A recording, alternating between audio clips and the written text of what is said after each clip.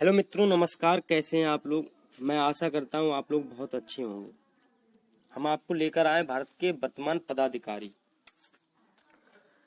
इससे एक दो प्रश्न आपके एग्जाम में जरूर बनेगा और हमने महत्वपूर्ण प्रश्न पर ही चर्चा की है और इन प्रश्नों से जो अन्य तथ्य जुड़े हैं उन पर भी हमने साथ में चर्चा की है। तो चलिए शुरुआत करते हैं वीडियो की। बात करते हैं राज्यसभा के सभापति। तो आपको ये बात पहले पता होना चाहिए, जो राज्यसभा का सभापति है वो उपराष्ट्रपति होता है। तो हमारे जगदीप धनखड़ जी हैं वर्तमान में, और ये कौन से उपराष्ट्रपति हैं? तो ये 14वें उपराष्ट्रपति हैं। इस चीज को आप याद रखेंगे। उसके बाद लोकसभा के अध्यक्ष की बात करते हैं, वो श्री ओम बिरला जी हैं, जिन्होंने 2019 में अपना कार्यभार संभाला था, 2019 में। उसके बाद अगले प्रश्न पर हम बात करते हैं। अगला प्रश्न हमारा यह है कि नीति आयोग के अध्यक्ष कौन है? तो प्रधानमंत्री जी नीति आयोग के अध्यक्ष हैं और नीति आयोग के उपाध्यक्ष हैं श्री सुमन बेरी जी हैं। उसके बाद हम बात करते हैं जो नीति आयोग है, इसमें जो योजना आयोग इसका पहले नाम था, और योजना आयोग का जो गठन हुआ था वो 1950 में हुआ था। इस चीज को आप याद रखेंगे। और नीति आयोग को 2015 जनवरी 2015 में प्रधानमंत्री जी ने भंग करके एक नए आयोग का गठन किया था, जिसका नाम नीति आयोग रखा गया था। इस चीज को आप याद रखेंगे। 2015 में नीति आयोग का गठन कब हुआ था? तो 2015 में। ये प्रश्न बन सकता है 2015 में। और योजना आयोग का गठन हुआ था 1950 में। इस चीज को आप याद रखेंगे। उसके बाद बात करते हैं राज्यसभा में विपक्ष के नेता। तो राज्यसभा में जो विपक्ष के नेता है वो मल्लिकार्जुन खड़गे हैं, और लोकसभा में सदन के नेता तो आपको पता होना चाहिए नरेंद्र मोदी जी। प्रधानमंत्री जी होता है, लोकसभा में सदन का नेता कहलाता है। उसके बाद बात करते हैं अगले प्रश्न की। अगला प्रश्न हमारा यह है कि आईटीबीपी भारतीय तिब्बत सीमा पुलिस, उसके जो महानिदेशक है श्री अनीश दयाल सिंह हैं, और मुख्य सतर्कता आयोग जिसे हम सीबीसी कहते हैं, सीबीसी अगर आपको इंग्लिश में पूछा जाए तो आपको सीबीसी करके भी पूछा जा सकता है, जिसे बोलते हैं सेंट्रल विजिलेंस कमीशन, जो है श्री पीके श्रीवास्तव हैं, जिन्होंने अपना पद जो है 29 मई 2023 को संभाला था। 29 मई 2023 को इन्होंने अपना पद संभाला था, 29 मई 2023। इस चीज को आप याद रखेंगे, पूछा भी जा सकता है 2023। उसके बाद अगले प्रश्न की ओर चलते हैं। अगला प्रश्न हमारा यह है कि जो महान्यायवादी वर्तमान में कौन है? Attorney general. तो हमारे जो हैं आर वेंकटरमणि जो हैं वर्तमान महान्यायवादी हैं। और भारत के जो नियंत्रक एवं महालेखा परीक्षक कौन है? कैग जिसे बोलते हैं, तो गिरीश चंद्र मुर्मू हैं, जो इससे पहले ये जम्मू कश्मीर के उपराज्यपाल भी थे। और इन्होंने जो अपना पद है वो 2020 में 8 अगस्त के लिए संभाला था। और जो हमारे एजी की बात करते हैं, अटॉर्नी जनरल, इन्होंने अपना पद जो था 2022 में 1 अक्टूबर को संभाला था, और इनका जो कार्यकाल रहेगा वो 3 साल का रहेगा। इस चीज को आप याद रखेंगे।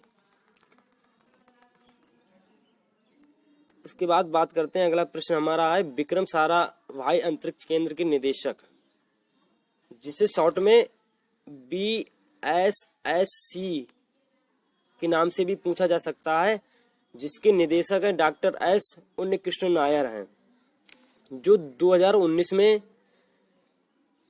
मानव अंतरिक्ष उड़ान केंद्र बेंगलुरु के निदेशक भी रहे थे।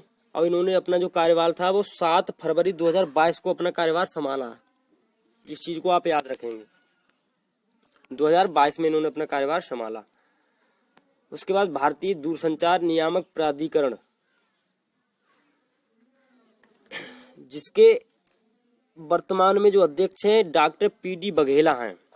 आपको एग्जाम में ट्राई नाम से पूछा जा सकता है, ट्राई TRAI, जिसे telecom regulatory authority of India के नाम से जाना जाता है, जिसे ज्यादातर एग्जाम में ट्राई के नाम से आपसे पूछा जाएगा कि ट्राई के अध्यक्ष कौन है। इस चीज को आप याद रखेंगे। ये जो डॉक्टर PD बघेला एक IPC अधिकारी है, इन्होंने 28 सितंबर 2020 को ये पद संभाला था। 2020 को अपना पद ये संभाला था, 28 सितंबर। उसके बाद बात करते हैं अगले प्रश्न की। अगला प्रश्न हमारा यह है जो CBI की निदेशक कौन है?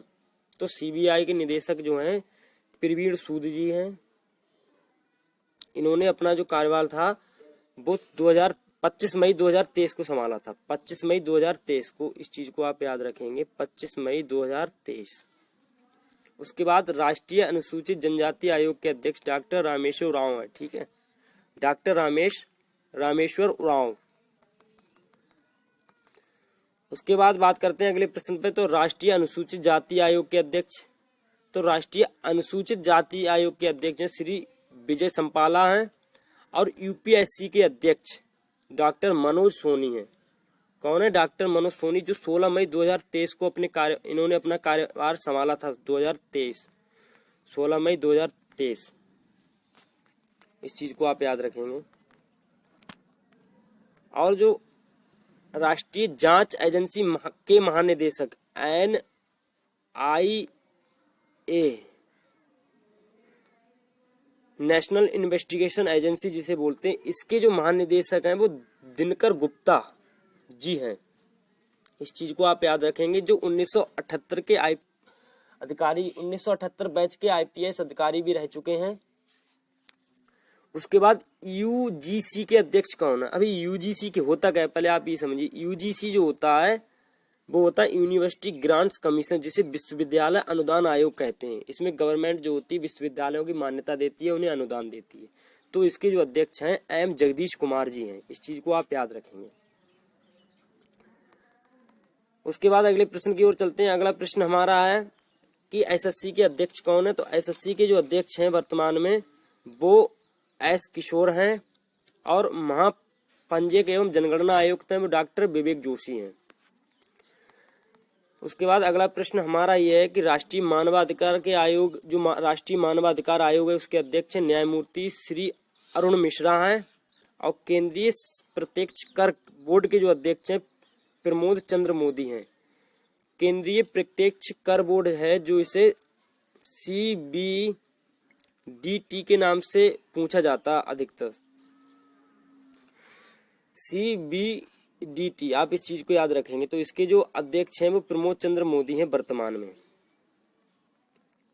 उसके बाद अगला प्रश्न हमारा है भारतीय बीमा नियामक विकास प्राधिकरण के अध्यक्ष कौन है? तो श्री सुभाष चंद्र खुंटिया हैं। श्री सुभाष चंद्र खुंटिया।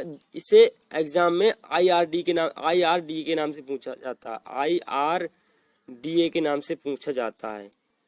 इसका मतलब हुआ insurance regulate development of authority.